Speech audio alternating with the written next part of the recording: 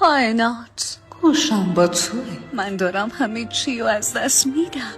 هر چی که دارم، هر کی که دوستش دارم، یکی یکی دارن میرن. دیگه هیچی برام نمونده. همه رفتن.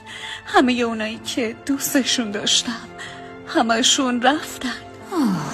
گوش کن، تو نمیتونی همه چی رو با هم داشته باشی. نمیتونی هم توی گذشته باشی هم آینده‌ای داشته باشی. نمیتونی هم پرواز کنی و هم وزنه هایی رو که به پاهات بستی نگه داری. نمیتونی هم به چیزای کهنه بچسبی و هم رهایی و آزادی رو تجربه کنی. هر چیزی تو این دنیا یه بهایی داره. نمیتونی چیزی رو به دست بیاری و انتظار داشته باشی که چیزی رو از دست ندی. زندگی توازن میخواد. اگر چیزی میخوای باید در قبالش چیزی رو از دست بدی. باید بهاشو بدی. آخه من دارم بهای چی رو میدم؟ بهای چیزی که روحت بهش نیاز داره. اون به چی نیاز داره؟ اون به رشد، به تکامل، به حرکت نیاز داره.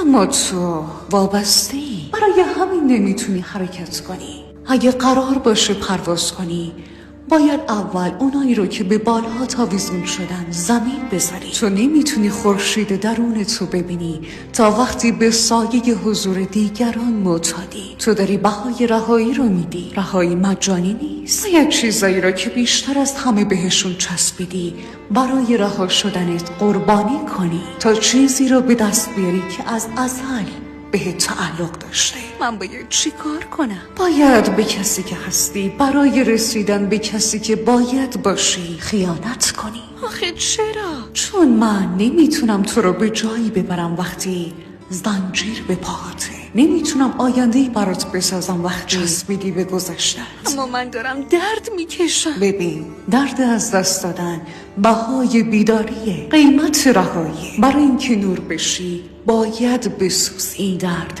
رحم تولد جدیده، تولدی بدون وابستگی. و اینو یادت باشه همیشه قبل از اینکه چیزی بهت داده بشه همه چیز ازت گرفته میشه. چون نمیتونی همه چی رو با هم داشته باشی. زندگی نمیخواد قصر جدید تو روی خرابه های پوسیدت بسازی.